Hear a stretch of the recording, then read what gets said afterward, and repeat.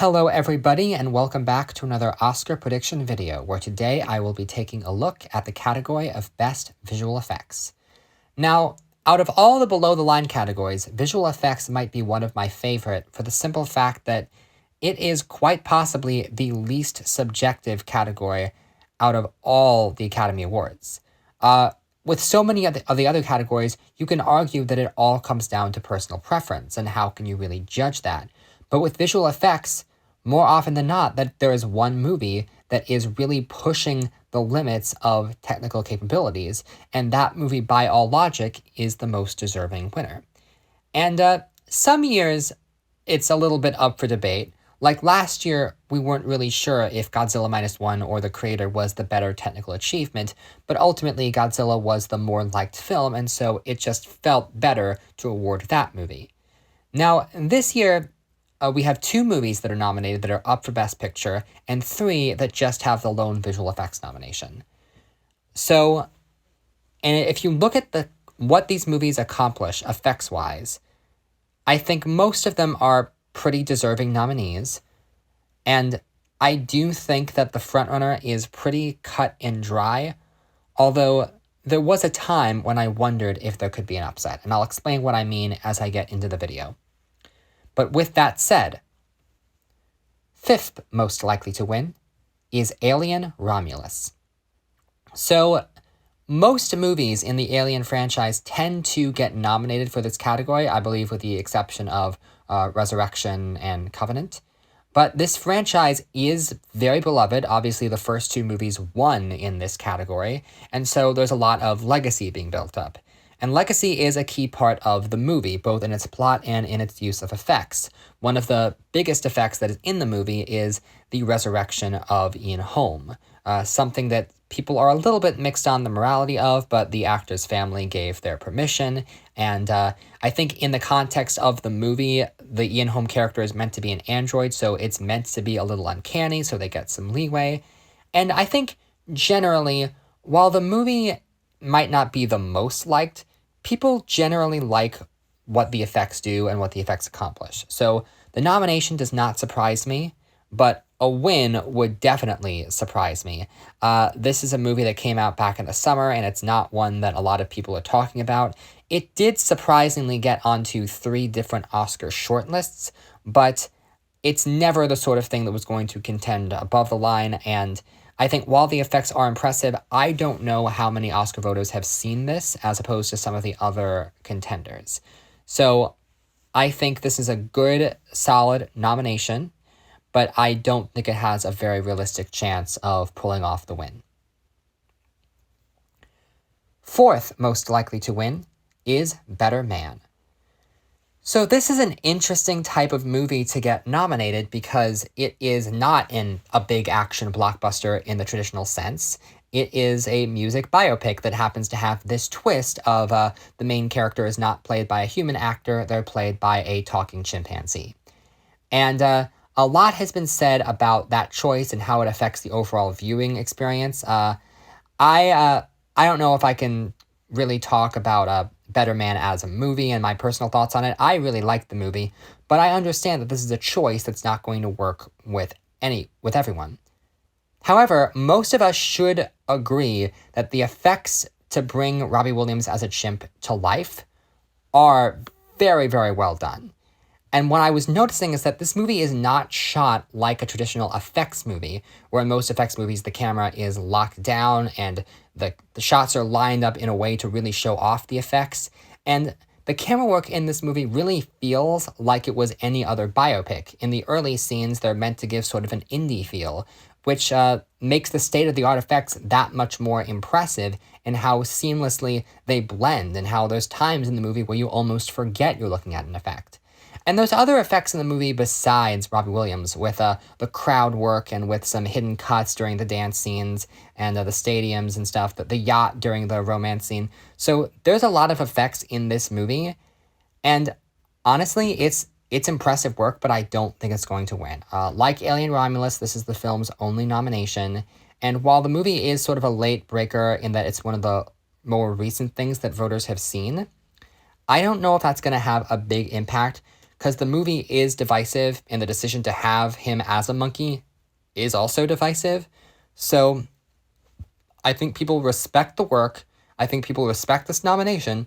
I don't think it has enough support to go all the way for the win. Third most likely to win is Wicked. So, Best Picture nominee, I mentioned this earlier.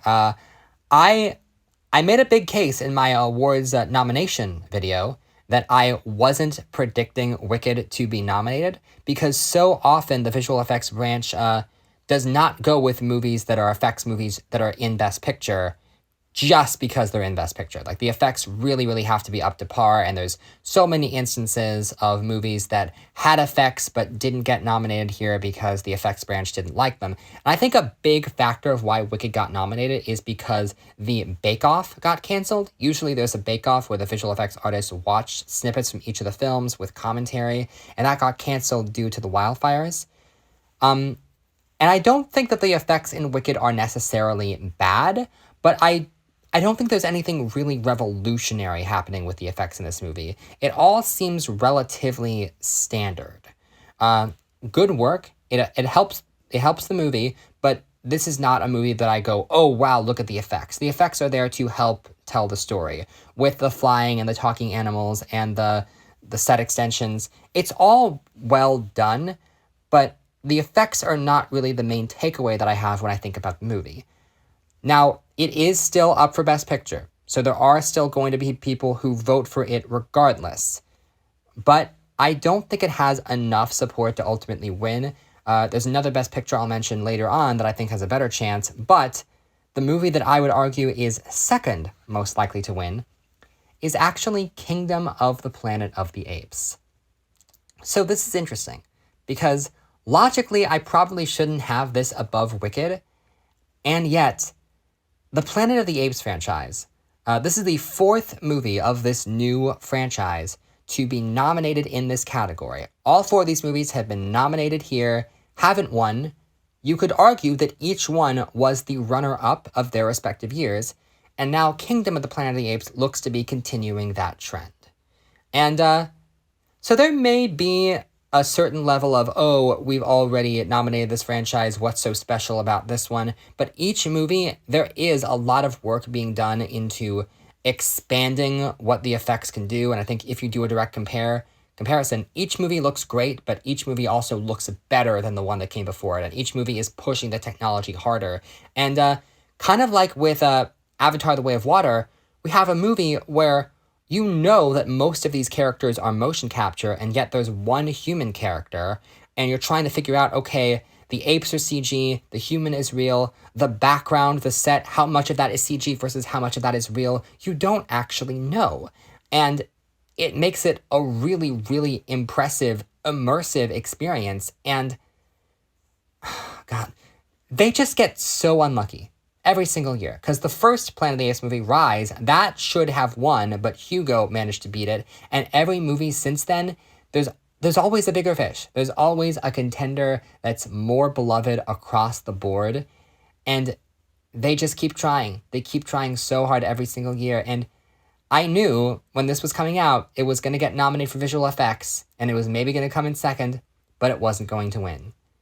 And the reason I knew it wasn't going to win is because number one most likely to win is Dune Part 2. So this movie premiered March of last year, almost a full year ago at this stage, which is crazy.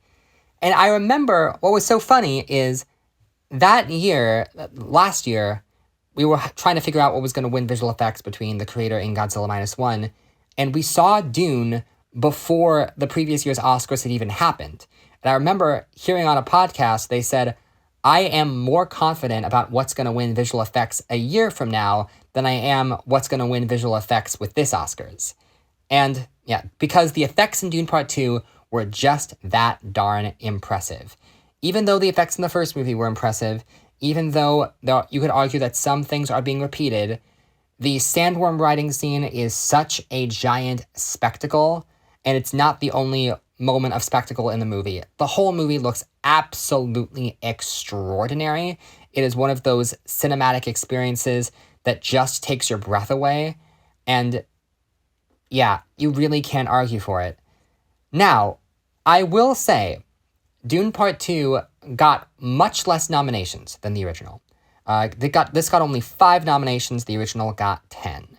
And there was a part of me that was thinking to myself, people really aren't getting behind Dune Part 2. It doesn't have the same X factor that the original. I mean, obviously, it's still a great movie, but there's almost this been there, done that quality with the movie, which is why it got way less nominations.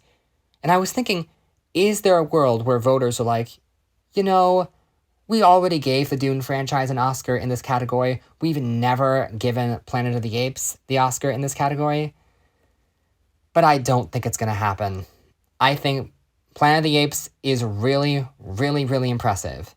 And there might be some voters who vote for it, but you never want to underestimate.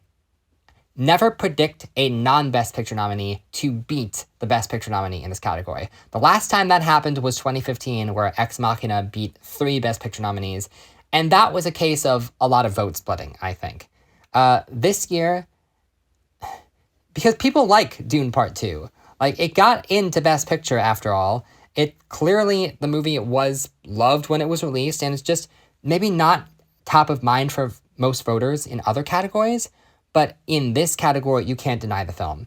And my only wish is that they're obviously going to keep making Planet of the Apes movies. Kingdom is not the last one. So I hope that one of these movies comes out in a year with weak competition and they're able to just finally take one of these Oscars, because they've deserved to win for so long.